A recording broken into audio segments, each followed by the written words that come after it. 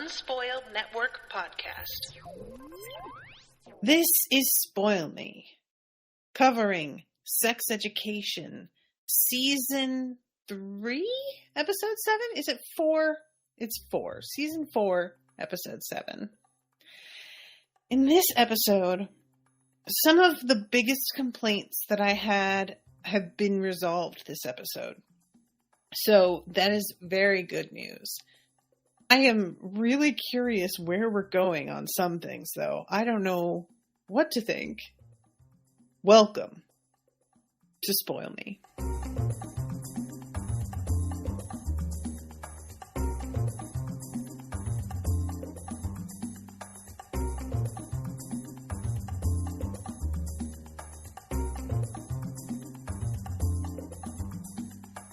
Welcome to the show, everyone. I am Natasha. Thank you very much to Ashleigh for commissioning this episode. Ashleigh is here in the chat with us today. Lovely to have you, Ashleigh, and Miss T as well.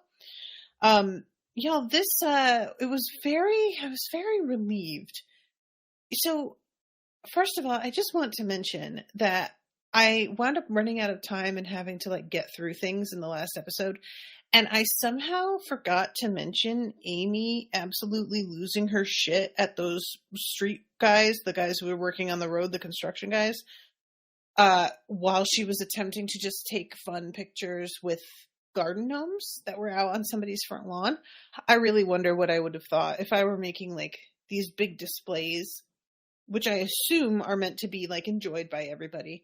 If I looked outside and saw a random girl taking photos and selfies with them, I think my initial reaction would just be the fuck is she doing on my lawn?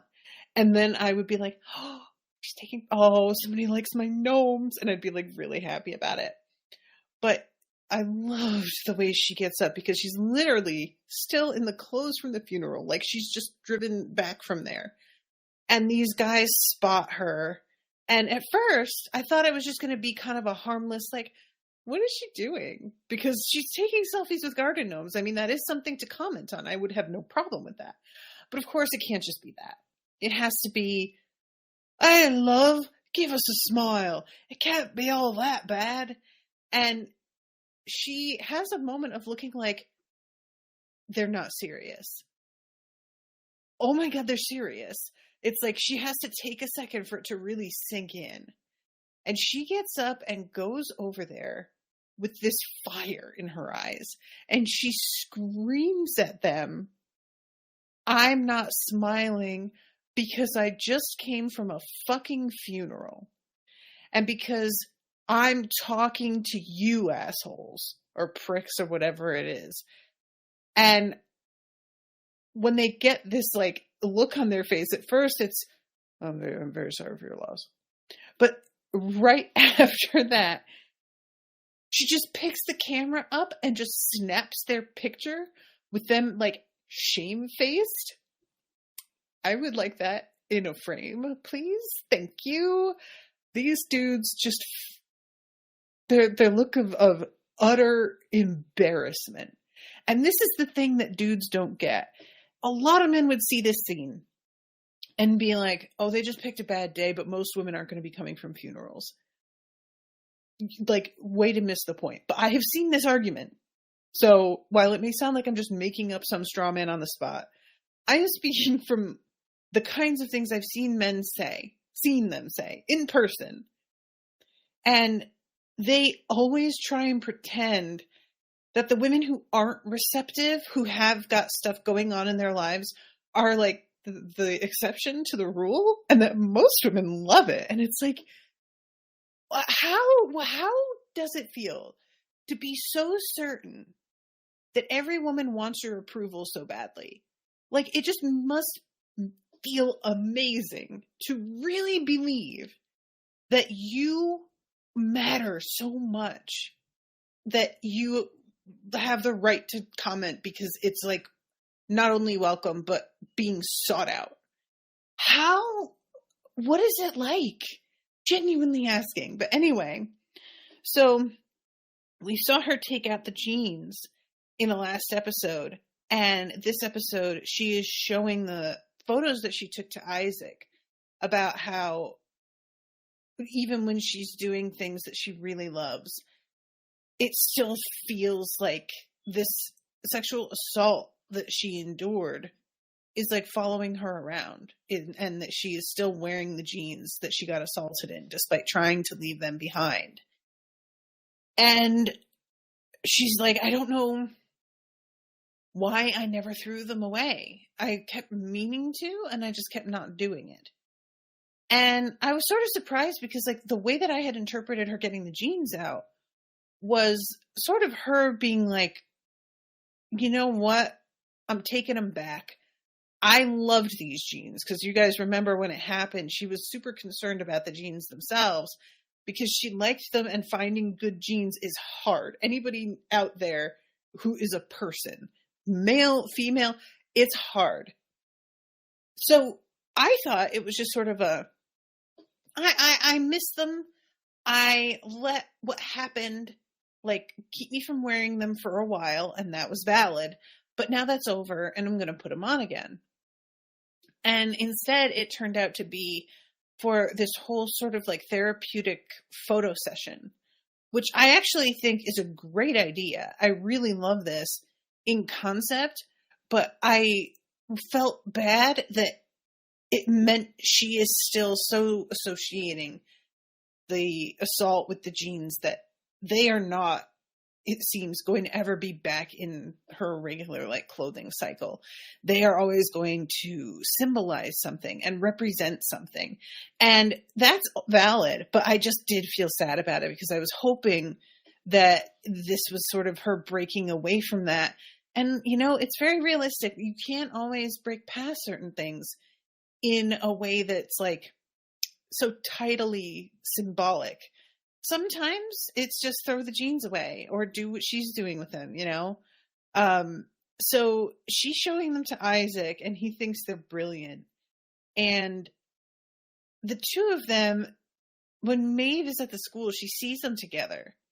And she has this moment, and I was so like worried because you see her look at them and sort of think to herself, and I was worried that what she was thinking was like, they're together, and she was getting suspicious that maybe Amy wasn't listening to her. I was concerned this was the direction we were going, and I was so relieved that it's really the opposite, because like truly Amy is just not somebody who isn't going to respect what Maeve asked of her. I think she fully deserves Maeve's trust, and I was glad to see that wasn't a factor for Maeve at all, thinking that maybe, you know, Amy was, if not outright dishonest, having difficulty sticking to it because she like had grown to care about him so much. And I was just really, really delighted that instead it's Maeve thinking, I've been a shit. I can't believe that I like made you guys stand back, and for what reason. And I really, really appreciated this, y'all. Like, you know that I was really startled at the way that Maeve behaved about all of this and didn't know what to make of it, because I was sort of like, I just never thought it would be a problem.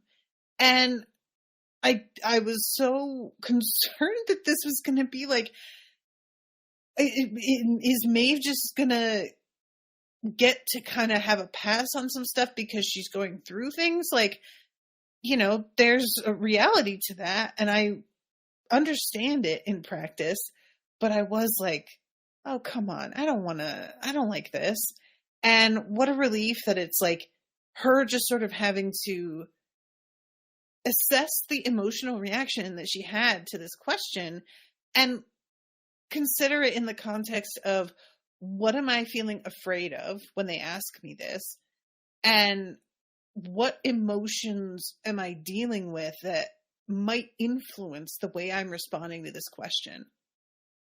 So yeah, this whole like, it just gets resolved, and she's just giving them her blessing, and I was so relieved. I really, really was. So that's some great news. And I'm gonna I want to deal with the whole thing with Isaac and the sit-in a little bit later. First, let's just deal with Joanna and her sister Jean, you like how I set it up as if Joanna is the main character.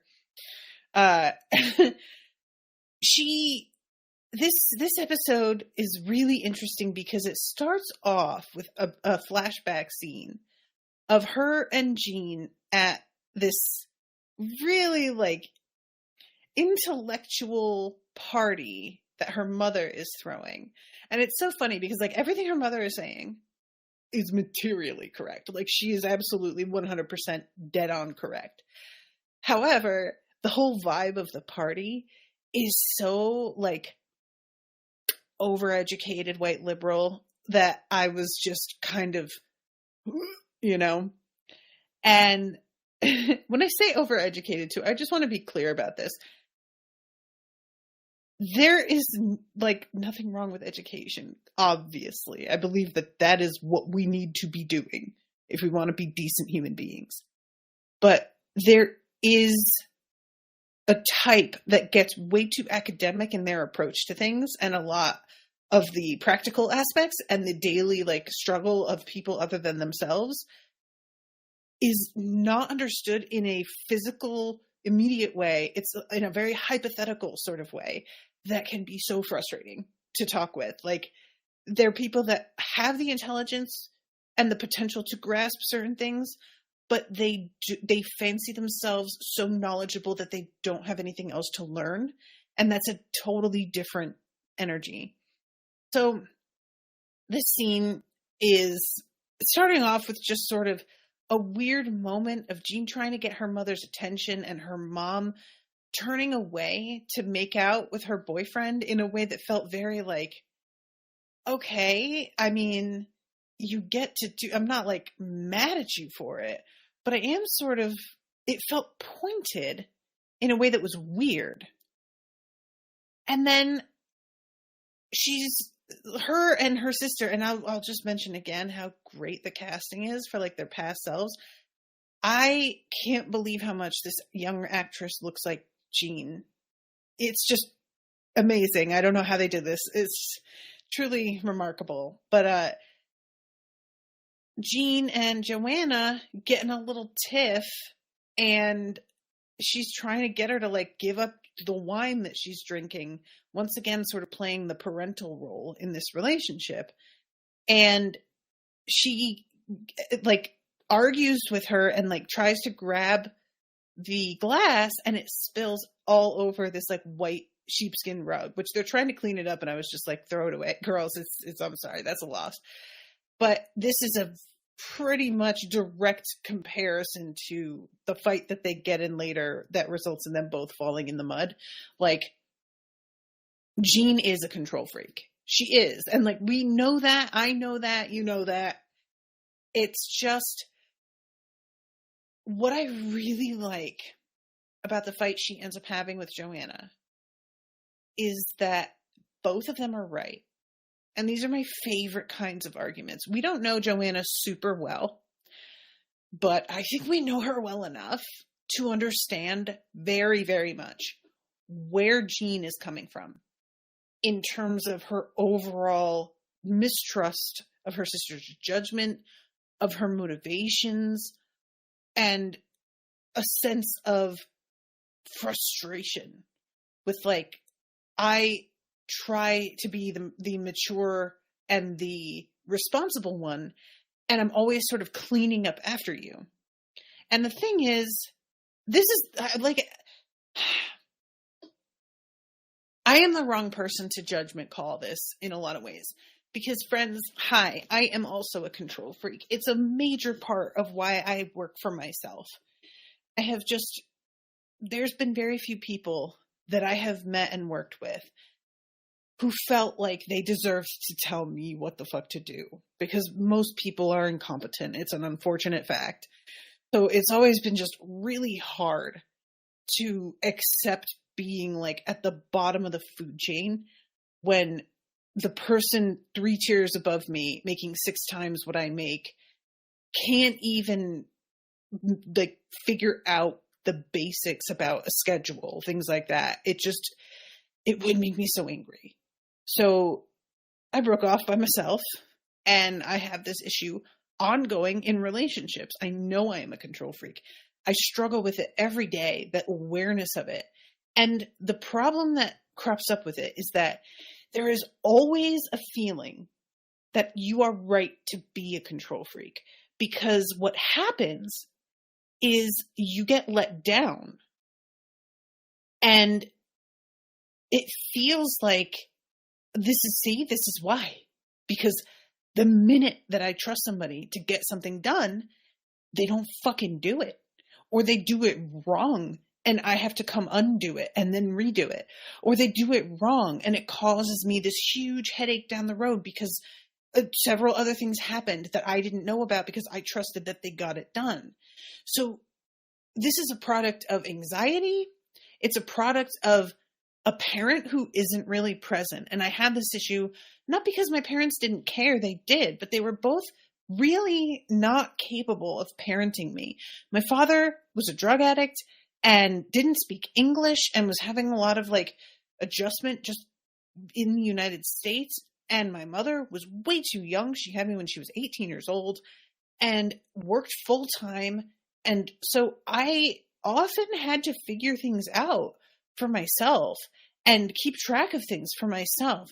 And as a kid who already kind of had anxiety, this manifested eventually into being a control freak about a lot of things, because I knew I needed to handle it or it wouldn't get done. And I knew my mother cared. My mom loves me. Like, I know that. But she didn't have her shit together. She just didn't. She tried her best. And so that has just manifested as I've gotten older into something more and more acute. But I have the self-awareness around it. It's just that when I have that self-awareness in a moment where I'm like with Owen, we're cleaning and I see him doing something in a way that I really wouldn't do it that way, and I want to say something, I really struggle with don't be a control freak versus but it's not being done correctly. And there are times where if it's not being done correctly, it's not the end of the world. Let it go. Or tell yourself you're just going to go and do it yourself and fix it later, and don't let them know about it and just don't make it a thing. But then there are times where it's like, it's not being done correctly because I told you exactly how this was assembled, what to do, and you just didn't listen. And it feels like, well, if you're just not going to hear me, then you're just going to sit there working on this for 40 minutes, getting pissed and frustrated that you can't assemble it because you're not doing it right. And like, I try and step in and he gets pissed and bites my head off. And it's just this, it's so hard, you guys. It's really, really tricky for me to know when should I say something and when should I shut the fuck up? And I am not good at telling. I'll just be honest with you. I do my best, but I am aware I could probably be better and more hands off. It's just, no, why watch somebody struggle? Sometimes that's how it feels. It's like, I'm just sitting here watching you get more and more angry. And if I just said something, maybe you wouldn't be. And so this thing with her and her sister, it's really hard not to like want to straight up take Jean's side, because you see that her sister did indeed spend 250 pounds on this like cosmetic mask that she tries to claim because it was on sale. It was like fine that she bought it. And honestly, the thing about watching this scene was that it's like watching my two inner gremlins fight. Because Jean is the person that I present as most of the time, but Joanna is also in me, and they don't get along any better inside of me than they do right here on the show. The instinct that Joanna has to not only spend money on shit that she can't afford, but also to try and justify that it was fine that she bought it because it was much cheaper than it would normally be, and just ignore the fact that she can't afford it though, no matter how much it cost. Yeah, hello. I do have that issue. And I'm like, just good enough at curbing that troll, that gremlin, that I don't get myself in trouble. The debt that I am in is almost entirely due to the puppies and due to our honeymoon, which I don't regret at all. But I would be fucking lying if I didn't tell you guys that I fill my cart on different websites with all the shit that I really think I need, that I can't live without, and have to like talk myself down as if I'm in like a manic episode, which I have never been diagnosed with bipolar. I'm not sure that I have the exact thing, but I definitely get into spaces where I decide that all of my problems can be solved if I purchase the right items, products, objects, whatever. And I just get it. I really get it, especially when you're going through something that's so tumultuous and you're feeling like everything is shit right now. I deserve something nice. And the thing is, like, you do. You deserve something nice. But unfortunately, we do not always get what we deserve. And sometimes what you deserve, you need to be patient for. And you have to wait longer than you think is fair for it. And sometimes what you deserve is a good thing, but isn't necessarily this good thing. And there are ways to make yourself feel good that aren't the easiest possible option of buying an object and waiting for it to come to you. Because like the only high that you get off of that is the initial purchase, waiting for it in the mail, the arrival, and then the high of opening it and doing some things maybe for a week. And then it's gone. And now you need to buy new things. And that just that's no better than like overeating. It's this short-term thrill that doesn't pay off. Ashley says, I have 600 shopping tabs and do so much online window shopping. If I put a tab, I feel like I get the same endorphin boost as I would if I actually spent money on it. Bookmarks, I mean. Oh, yeah. You see, and honestly, Ashley, I really do feel the same way that, like, I feel like creating the cart actually can be as satisfying in some ways as getting the items. There's almost like a placebo effect or something. So yeah, I definitely still do it, but it's just, you've got to curb it. So yeah, there's an argument in the final season of Succession. For those who don't watch Succession, I just really recommend it. It's so good. It's so good. It's such a mess. And there is a fight between a husband and wife who really hate each other. Like, they really do. They love each other, kind of, but they hate each other more. And it's such a wonderful argument because it's like the third season, I think. And so you have gotten to know them really, really well. And by the time they blow up at each other like this, they are both 100% correct about each other. They don't want to hear the shit that's being said about themselves. I think to a degree they both know it's actually true. They just don't want to hear it. But you're watching this like fight and you can't take sides because they both are observing correctly, interpreting motivations correctly, and reading each other for filth. And there's no real resolution to that. Like, that kind of argument is really tough because I've been in one like this when I was like deciding whether or not I wanted to leave Brendan. A friend of mine who had just left her husband was getting really snotty with me about the fact that I hadn't left Brendan yet. And that I also hadn't gotten a job and was like working from home on the podcast and writing, which she felt like I was basically taking advantage of Brendan. And I was. Really, I was. And she kind of got in my face about it a little bit, but also she was working a thankless job that she hated and claimed to have all these dreams and never tried to pursue them. And I knew she was really envious of the fact that I was able to stay home and work on my things and try to be creative.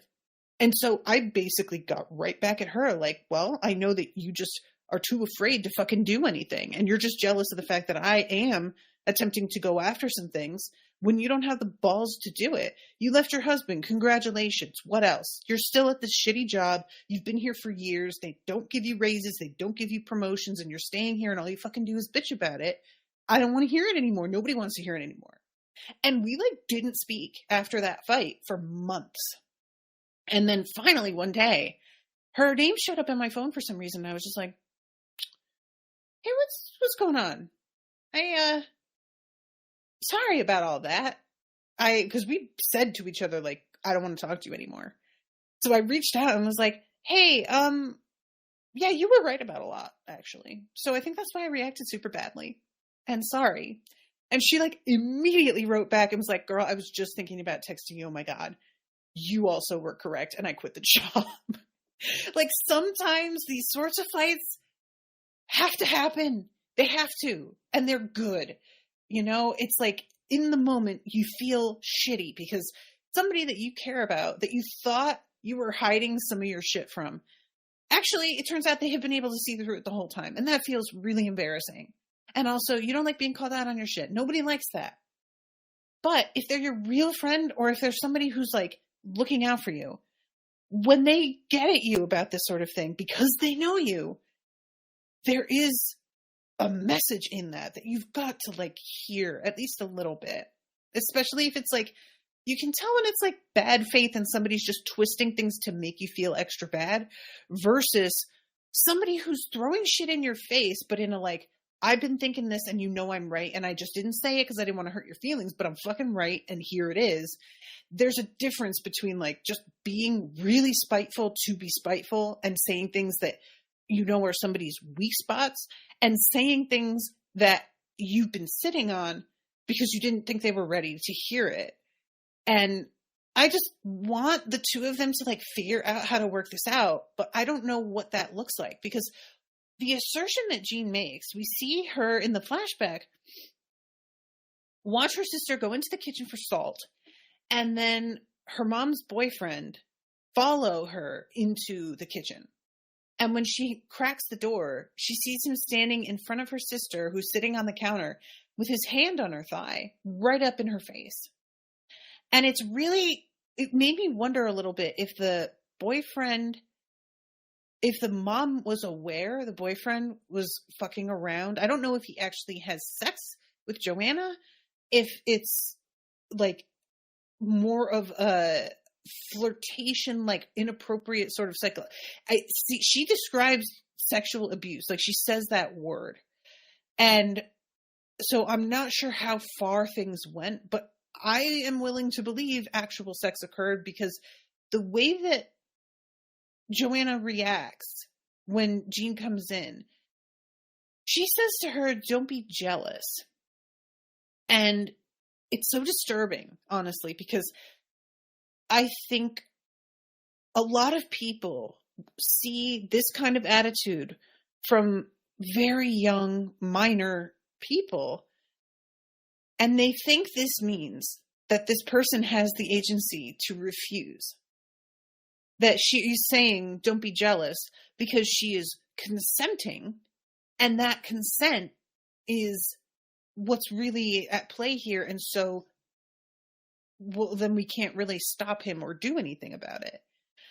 But she's a fucking child. So yeah, don't be jealous. I do not believe Jean is jealous. I do not believe that she's coming in here what, he's my guy, I can't believe he's paying attention to you.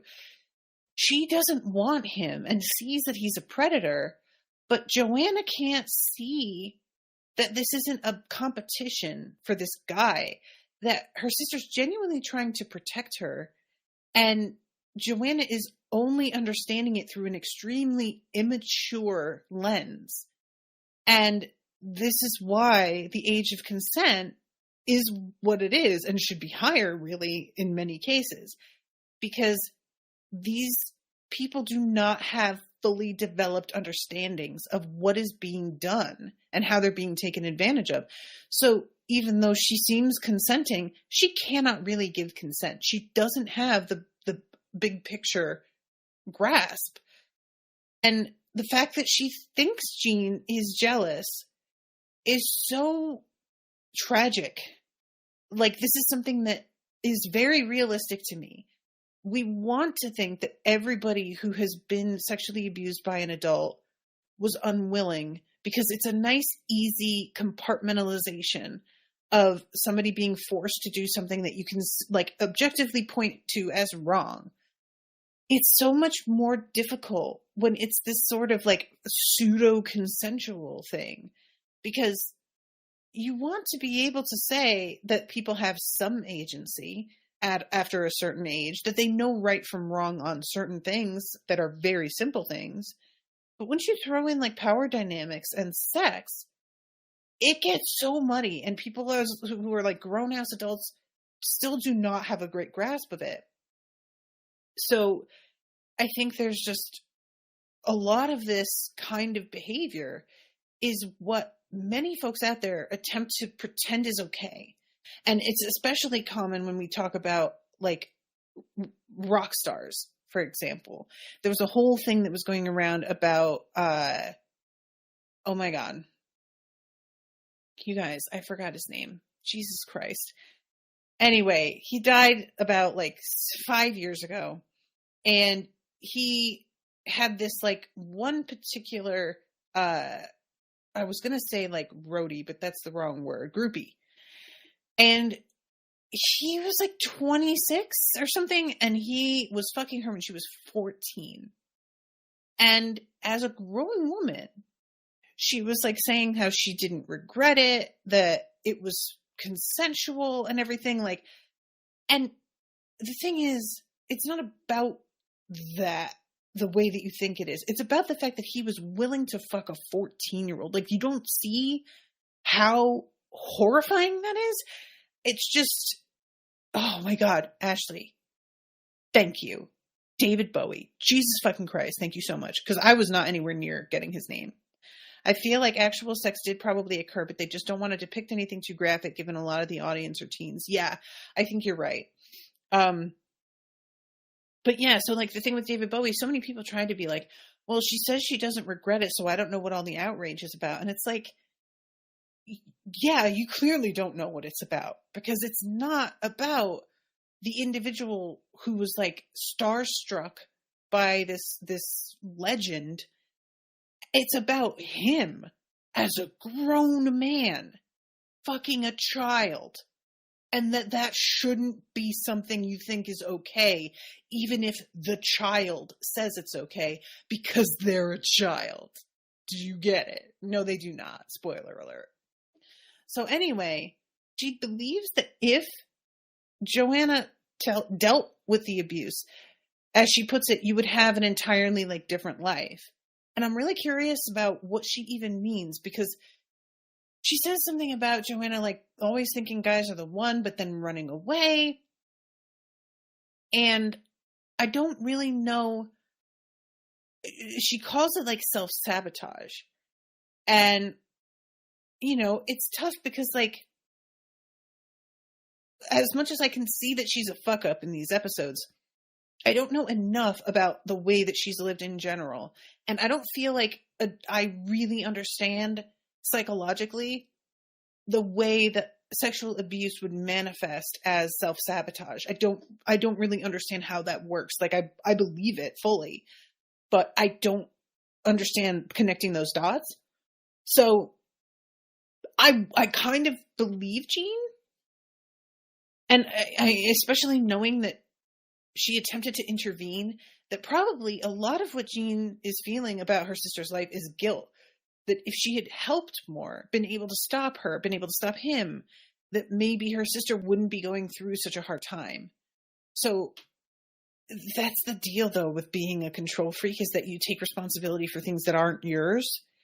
And maybe she's right, but also, Jean, you need to do what your sister said as well. And also accept help and get therapy.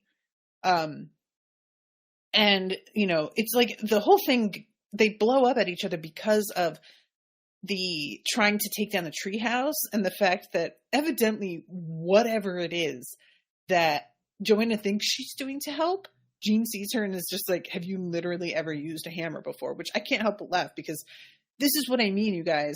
If somebody's coming out and they want to help and they don't want to be told what to do, but they're not helping, so why are you here? Like, it's so annoying, you know? I can't help but identify with Jean.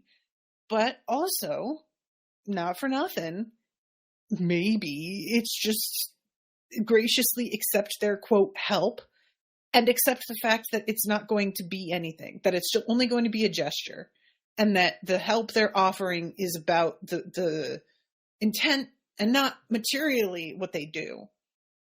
And earlier, she had said that she would loan her sister the money to get out of debt, but that she wanted to have her sign a contract.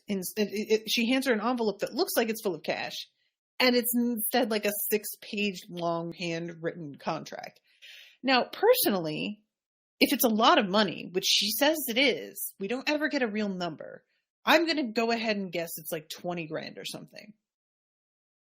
If it is that kind of money, I think writing up a contract is the smart thing to do to protect yourself. You cannot be too careful when it's talking these kinds of numbers.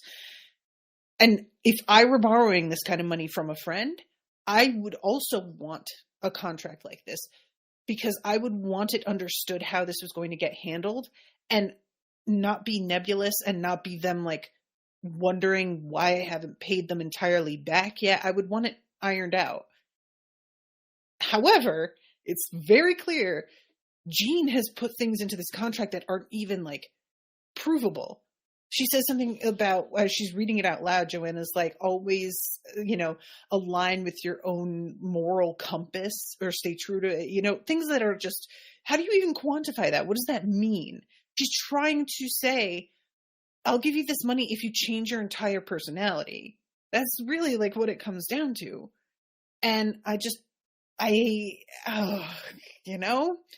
contract is fine, but trying to dictate how a person lives every day, that is a different thing. And if you're trying to attach those sorts of strings to a favor like this, don't give them the favor. It's not a favor then. It's just you having leverage over them. Sorry, Ashleigh says, but also maybe you might have to invest 2 minutes showing someone how to do something, but in the long term, you'll have 2 hands instead of 1 and get the job done quicker. It's short-term thinking. Well, see, and that's how I think, Ashleigh. See, now you're supporting my control freak aspect, because I am a very practical person. So to me, being like, I'm just going to accept the gesture that they came out here to help and not be like, but you're doing it wrong. However, it's very infuriating to me to watch them do it wrong, knowing that they could be actually helping. The thing is, depending on who it is you're speaking with, if they are somebody you tell how to do things a lot, they don't want to listen to you. They won't let you finish.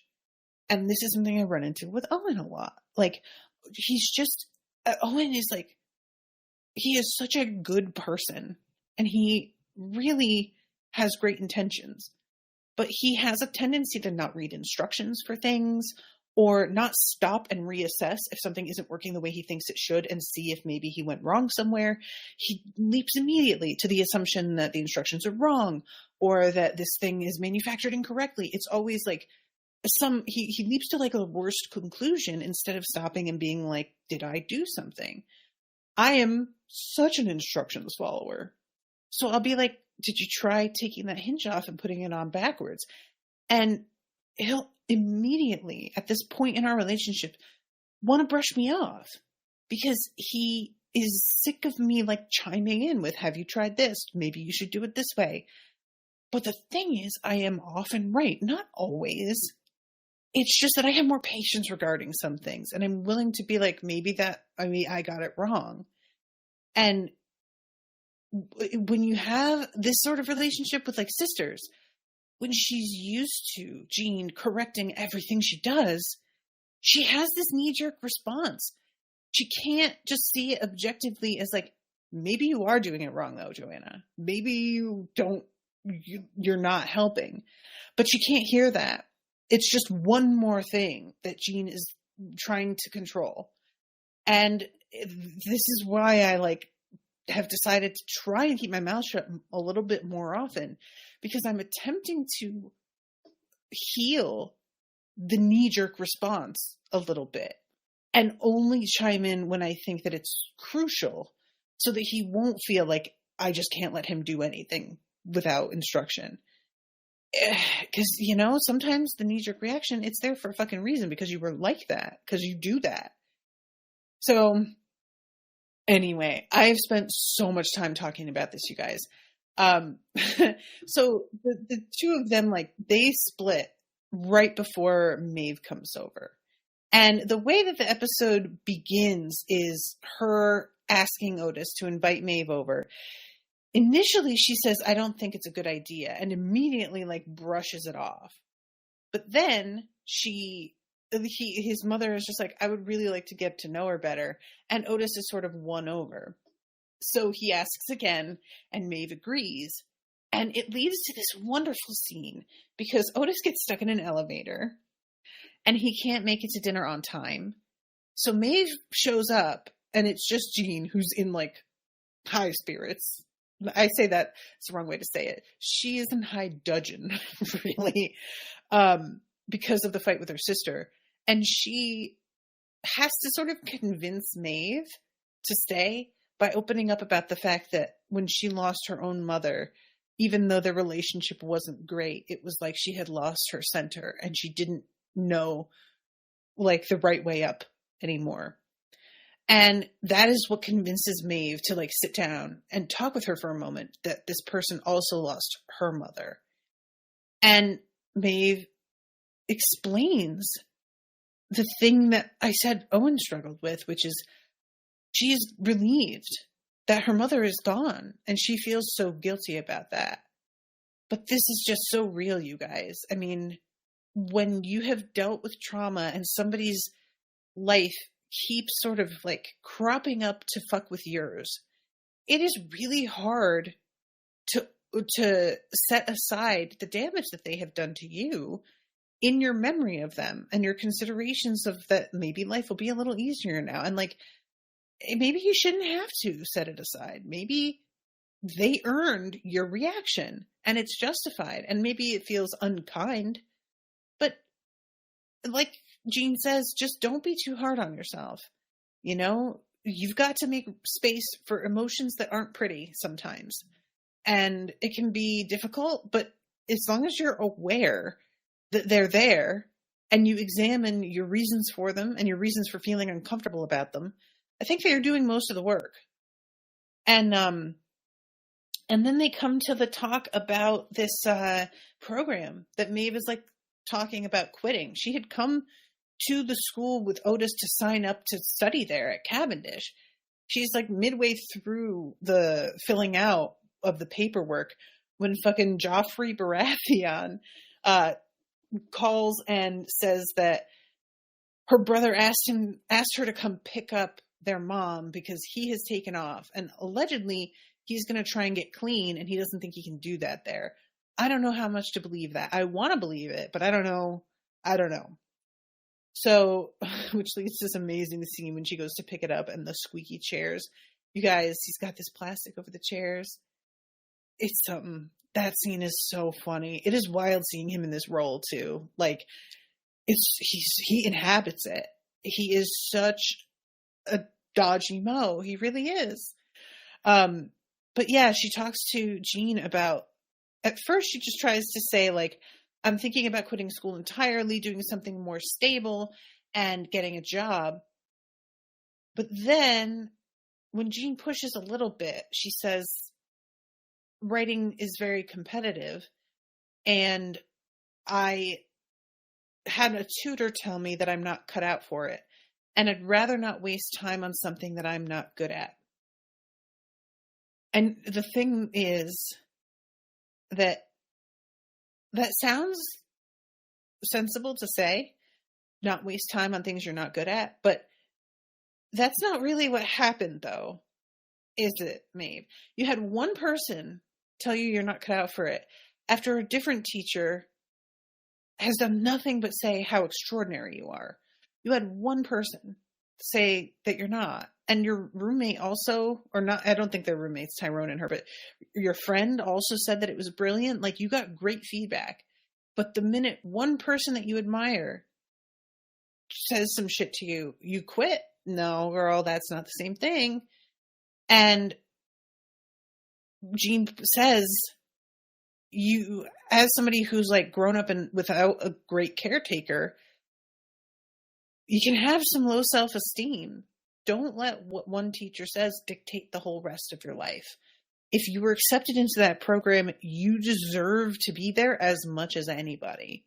And Maeve gets so emotional, you guys. And it's like, Maeve didn't cry with her mother dying. You know, she just like, I don't even want to say she held it in, because this happens sometimes. You don't have the reaction that people think you should, because you can't quite get past this feeling of unreality or disconnect.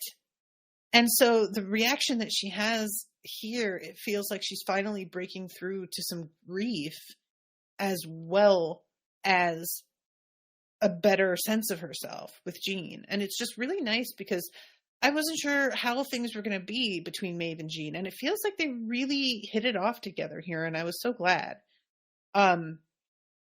So let's talk about Otis being stuck in the elevator with O. This is so tricky, you guys. So I said last episode that I thought O might be just straight up faking being asexual to sink Otis.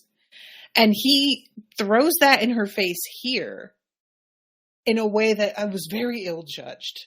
You know, I was thinking it to myself, but were I him, I would never say that shit out loud to her. I would think it to myself and be highly suspicious of her, but I would never just say it. And it becomes very clear, like, when he says it, the reaction that she has and how she retreats. He really hit a nerve with just the suggestion of this. And he looks ashamed of himself after saying it, to be honest. But I honestly can't, like, be as mad at him as I probably should be, because O has been so sketchy. And she tries to say that she didn't lie about him in another episode, but, like, she did, though. Trying to paint him as a meninist because of his father, while utterly ignoring everything about being raised entirely by his mom, and accusing him of being sexist. Like, there might be some truth to it, but I really don't believe that was like what was happening here. I don't even think O really believes it. You know, I just don't. I think that she knew she was playing an angle, and I don't think she actually believes this about Otis. So I don't like her trying to equate the way that Otis came at her with the way that she came at him. And this, Ashleigh says, I've been on the receiving end of too many of those "I'm trapped in a lift" calls at this point to go near lifts at this point. Like, people call you, are you like a technician or like a person at a desk in a building where you have to like handle that, Ashleigh? And I always love the trapped in a lift thing, like as a storytelling device. Anytime that you have two characters who don't like each other and you lock them into a room where they have to talk things out, I love it. I really do. Because honestly, there's a lot of people that could benefit from this sort of thing. And it's sort of a fantasy to force people to have a fucking conversation. So what O tells him is basically that she feels shitty about what she did to Ruby, but that she always felt like an outlier because of being asexual, and that she had to fake a lot of her childhood because everybody was talking about things that she didn't feel or care about at all. And in order to preemptively sort of protect herself from ridicule, she aligned herself with the popular girls, and that meant siding with them and ditching Ruby. This feels really kind of weak to me. I'm going to be real with you guys. I feel like I get how this would happen. I believe it as a motivation because of the fear behind it. But in this context of the way that things are written this season, it just feels like kind of cheap to me to just sidestep, not even, that's an unfair way to say it, but like, it just feels like this sort of rationalization.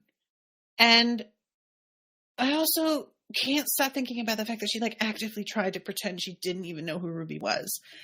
You know, just that for me is really what keeps sticking in my craw. If you fuck with somebody and you feel bad about it, and years later you run into that person, even if you don't directly apologize and put them on the spot like that, because I can understand not wanting to, you don't just act like you don't remember them. Like, that is the shittiest thing to do. And I can't really let go of that. I will say, though, that I really appreciated this episode. When Ruby runs into Maeve and says, I'm sorry about your mom, and Maeve says, oh, wow, even cockbiters get sympathy when their mom dies. How gracious of you. I liked that callback because I did forget how ruthless Ruby was with Maeve and the way that she just like endlessly mocked her and how shitty she was. So lest I become too sympathetic to Ruby as a pure victim, may I be reminded that she also has done some bullying things, and she hasn't responded to Maeve. You know, she hasn't said, I'm sorry, and tried to make it right. She, in that moment, I think, takes that rebuke pretty meekly because she realizes, oh God, I totally deserve that. And I'm hoping that reminder will lead to her actually apologizing. Maybe not just to Maeve either, because there's certainly other people that she's probably fucking ruined their experiences of school, you know? And I would really actually like to see that if Ruby stood up and was sort of like, hey, there's a lot of people who I have said shitty things about, and I was trying to protect myself, and maybe offer an olive branch to Mo, or to Mo, not Dodgy Mo, but being like, you know, I understand that oftentimes this sort of bullying is a protection tactic. So, bygones be bygones, you know? I don't think she owes Mo that. Why do I keep saying Mo now? Oh my God. You know what I'm talking about. I don't think she owes her that, but it wouldn't suck if she decided to like sort of throw that forgiveness out there during her own apology. So yeah, this whole thing with she confesses to Otis about like reading the paper that his mother wrote. I can't with and the fact that she like just tells him that she read this super private thing. I just don't like her, guys. That's a fucked up thing to have read. You don't tell him that you read it, but you shouldn't have read it in the first place. The whole way that you've like just inserted yourself into his life. How do you not see how fucked up that is? And she accuses him of like purely using Ruby, which like there may be some truth to that. But yeah, I'm really glad that he pushes back about her going on to his mother's show and showing up at his house and everything, because like, what kind of leg does she have to stand on? Are you kidding me? And she's so smug about it. The way she like swans into the fucking house past him through the front door.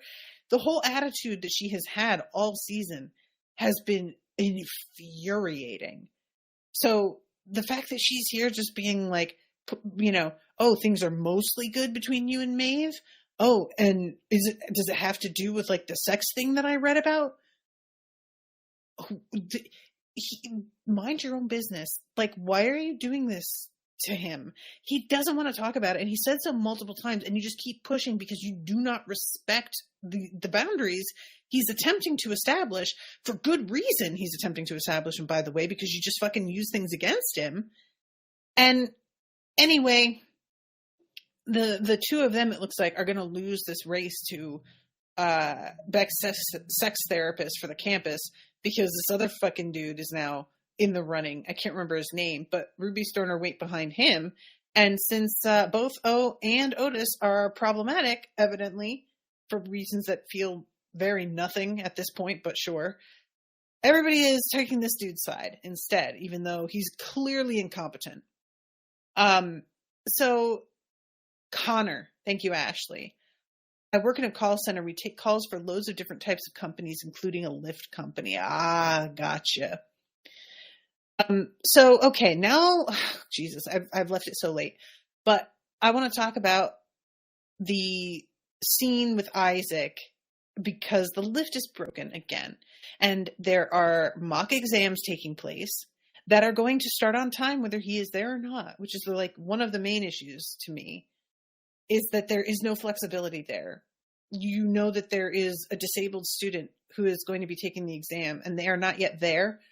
Maybe look into that before you just like set the timer and start. But the lift being broken, it keeps being fixed and breaks again. And I like the fact that like eventually, I think it's the headmaster, although I'm not sure, yells at the maintenance woman, "I thought you fixed it." And she's like, "I did, but it's shit. Like, don't fucking put this at my door." And what Isaac does is he like gets help blocking all of the exits with like furniture. And then he pulls the fire alarm. And so everybody's running out, but they can't get past all of these obstacles in order to get out of the building. Not to mention, when the alarms go off, everybody gets up and bounces, except Aisha is sitting there looking at her test and doesn't realize what's happening until she turns and sees that everybody is leaving and the room is almost completely empty already. And it's the sort of thing where the solution for this would be very simple. There are fire alarms that include lights, and they have the kinds of alarm sounds that can be felt, like the vibrations are something that you can feel even if you can't hear it. And if you can't hear or feel that at all, the lights are going and you can tell that the alarm is going off because of that. Just install that kind of alarm, problem solved, but only problem solved for this one instance. So once we go downstairs, it turns out that Isaac is trying to make a point about how fucking annoying it is not to be able to get where you need to go. And he's like, I'm supposed to be worried about other stuff, but here I have to be worried about basic shit. And y'all, I think the Black experience in America and the systemic racism in the United States is something that I really felt like, oh my God, eyes opened about like 7 or 8 years ago at this point. And I have continued to learn a lot, but I had the same experience in terms of feeling like, I can't believe I've been missing this the whole time, a couple of years ago regarding accessibility. It is so pitiful. Like, accessibility is just an ongoing problem in the United States that is not taken seriously. And it's really, frankly, baffling because all of us are just temporarily able-bodied. If we are lucky to live to a ripe old age, the most of us aren't going to have a body that functions the way it does now when we're 85 years old. So we are all inevitably headed to a part of our lives where we're going to need accessibility. And yet we try and act like only a few people need it. Like it's this little exception. There may be people who are an exception who have a disability that is extreme and that is something that, you know, falls outside of the norms of simply aging. But all of us could benefit from accessibility eventually. And the fact that we just try and pretend that's not a fact, I think, is a product of a society that just worships youth to such a degree that we try to pretend aging doesn't happen. And there was a TikTok, you guys, a little while ago that Cam shared on their Facebook. And it was a woman who, she lives in an apartment building, in an accessible apartment, and there is a slope off the curb so that she can roll down into the parking lot. But the apartment building, somebody kept parking right in front of that slope. So there was no way for her to get down into the parking lot. And she had to go all the way around the building. She reported this to the apartment staff, like at least 6 or 7 times. They told her that it wasn't even supposed to be a parking spot. And then they were like, oh no, but the person's paying to be there. And she's like, I don't care. That's not the point. You are supposed to be complying with the guidelines, of the, I can't remember, it's AHA, I think. And they told her at first that it wasn't a spot, but then when she came back and was like, so are you getting them towed? What's going on? They then told her that they turned it into a spot. So not only did they not listen to her complaint and comply, they then decided to profit off of breaking the law to be less compliant. Honestly astonishing. And eventually she just said, because she had to do this before with like, I think her college or something, she said, or that she would go to the press if she needed to and talk about this. And the woman said something like, oh, are you threatening us? And she's like, threatening you with what? Outing the fact that you are breaking the law? That's not a threat. You're breaking the law. So I'm telling you, do what's required by law, or yeah, I will report that you're breaking the law. And she just really emphasized in this video, this is my experience every day. I have to fight for the most basic shit every day. And people act like I'm being so demanding. And eventually there's a guy who says, but it turns out she doesn't even go here. A guy who says, I wish more people understood that the obstacles we face are not our disabilities. They are the society's like systems that we live in that cause the problems we have to experience. It doesn't have to be this way. And I really liked it being said like that. Ashley's saying, even when we do accommodate for accessibility, it's often only obvious and common ones. Like, for example, an accessible toilet might be made for someone in a wheelchair. However, with it being that bit higher, that's going to be even more of an issue with someone with dwarfism, which of course isn't saying we need to accommodate less for people in wheelchairs, but just that it seems the bare minimum is done and people just call it a day. Hard agree. Yeah. And the idea to me of like, well, we'll deal with it when it comes to it. Like, that's the attitude that I know a lot of businesses take, is as long as nobody says anything, we are good. We don't have to worry about it. And once somebody does make an issue out of it, then we'll deal with it. It's so unfair because you're laying all of the labor at the foot of the person who is already dealing with setback after setback. Everything's a struggle already, and you're just saying, just struggle some more and then maybe I'll help, which is so gross. And so, yeah, Aisha calls them all out about the fact that they left her behind. And Isaac is just like, you all have literally got rooms for like silent discos and sound baths, and you're trying to tell me you can't afford a fucking lift? Are you kidding? And I really appreciated that being mentioned because, yeah, they're spending money on some very unnecessary whipped cream type stuff. I love a silent disco and a sound bath. That's a cool thing. But y'all out here need to provide the most basic stuff for the folks who need it before you start engaging in this like frippery, if that's the word I want, and I think it is. So yeah, I really, really loved the way this scene was done. And, you know, the fucking headmaster tries to do the whole like, well, we'll address it, but everybody get back to classes. And they all decide, no, you know what? We're just going to sit here and we're going to like wait until you fix this. And it's just a beautiful moment of just solidarity. You know, I feel like somebody more cynical might say, oh, so they get out of a test and they can pretend that it's activism. I just don't think that's what's happening here, but I could see certain people making that argument. But I think that this is the thing that is talked about in terms of supporting folks who have other needs, deciding that you're not just going to go on without them and leave them to fight for this alone and make a scene alone. That's the kind of support they're talking about. If it's only them asking, imagine a business owner who does not make an accessible doorway into their business, thinking, well, I'll deal with it when somebody disabled comes along, and waiting for that one person to say something. They probably won't even do anything then, because that one person is just one person. But imagine they do this and 30% of the customers that come in are like, the doorway is not accessible.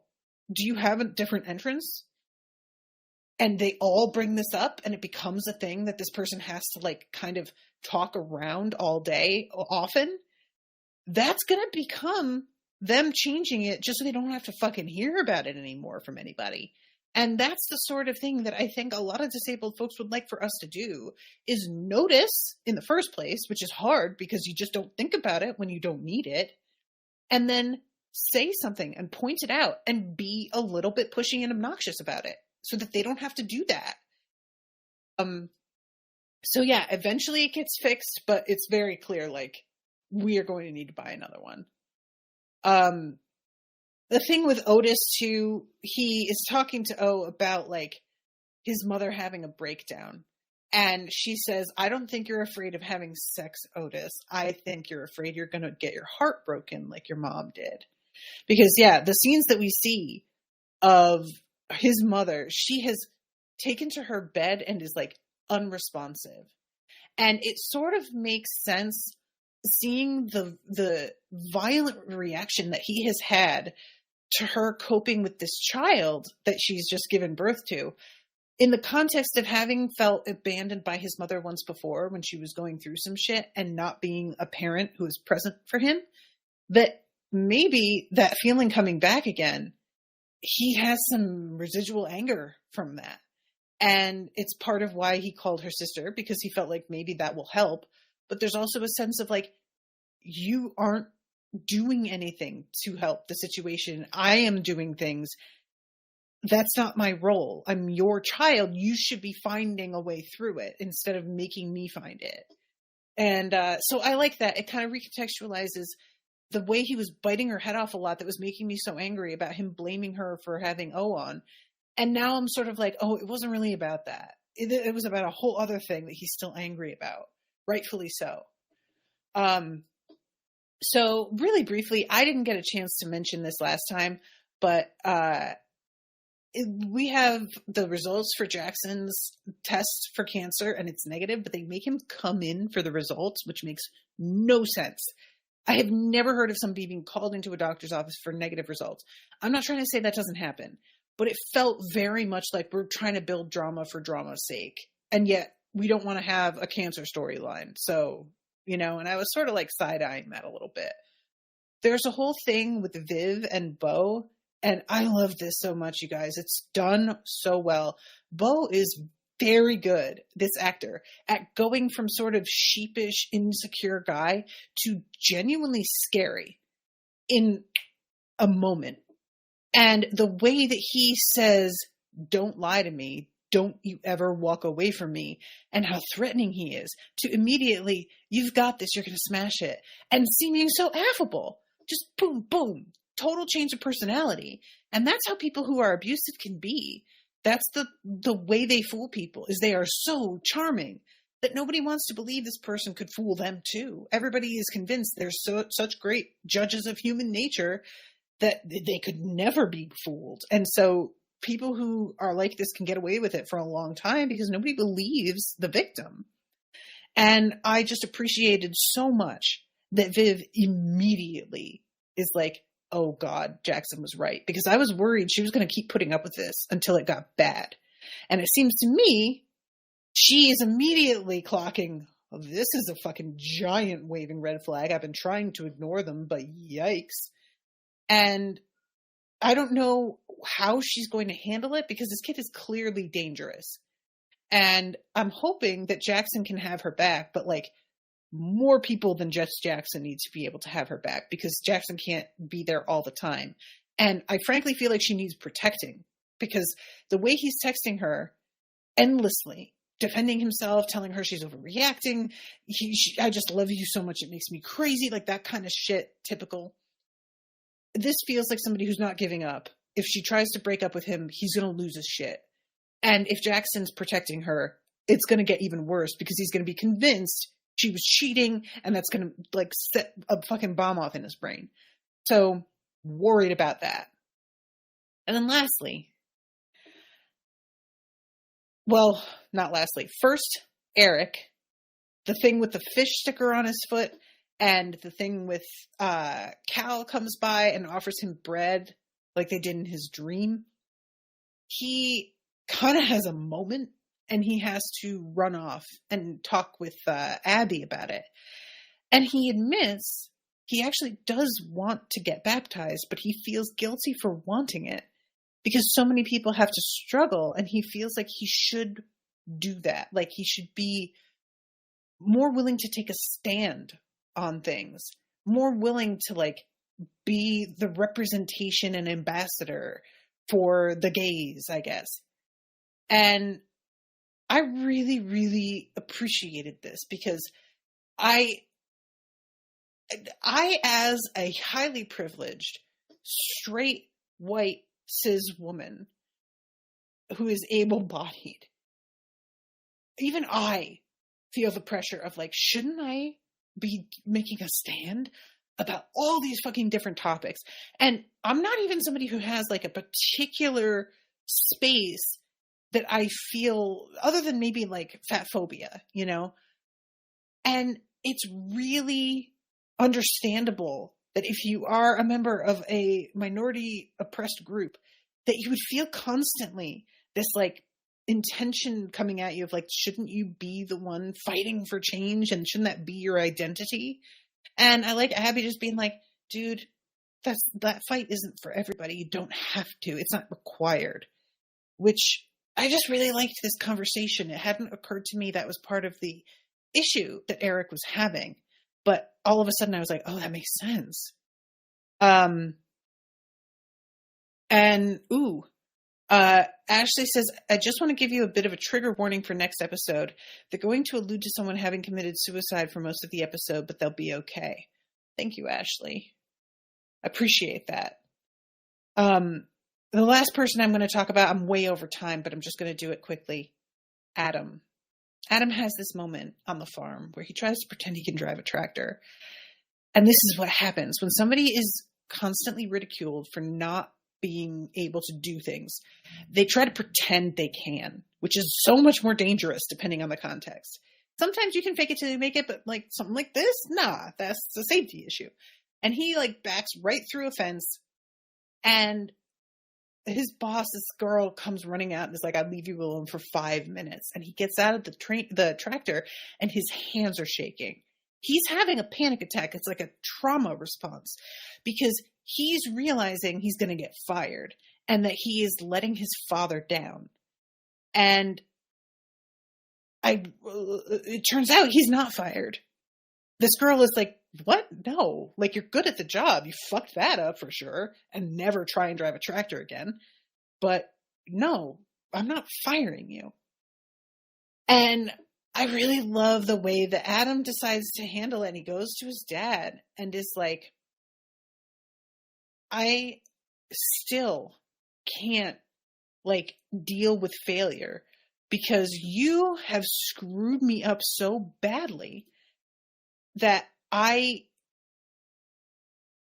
can't, like, the moment that I don't turn out to be great at something, I think that I'm the failure you always accused me of being. You made me feel like I was shit at everything since the day I was born. And I'm not going to feel like a failure anymore because I'm not. You are. You're a sad man who does a job that he hates because he's too afraid to do anything else. I thought you were interested in me, but you weren't. It was all just about getting back together with Mom. And he tries to deny this, and Adam is like, stop, no. You don't like me. So just stop pretending. You guys, that fucking killed me. Oh my God, like, it's not what's going on, but I would definitely think it was if I were Adam. We had the benefit of seeing what's going on with his dad and knowing that his father is beginning to realize the damage he's done and is trying to fix it. But, like, let's be real.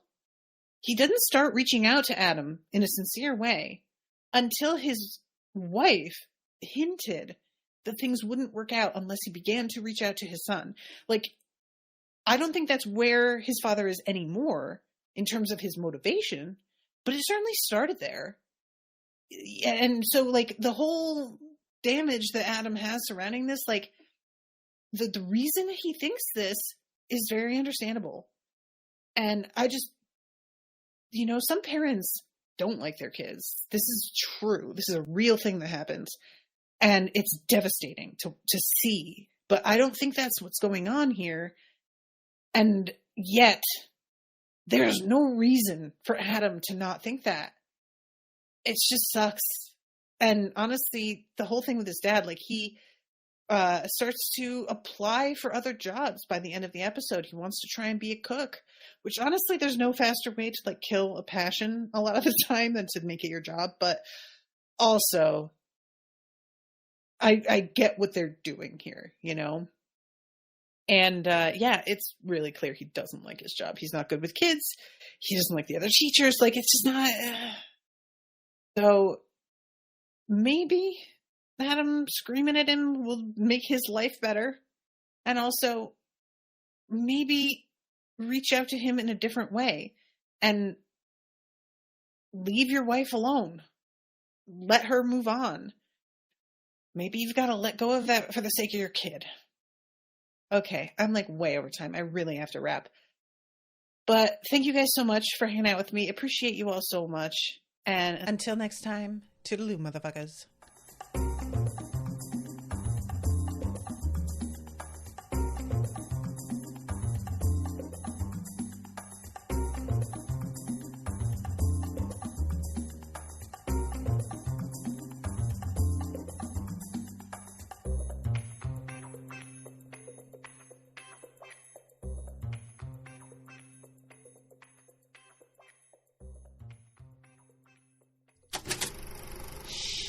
That was an Unspoiled Network podcast.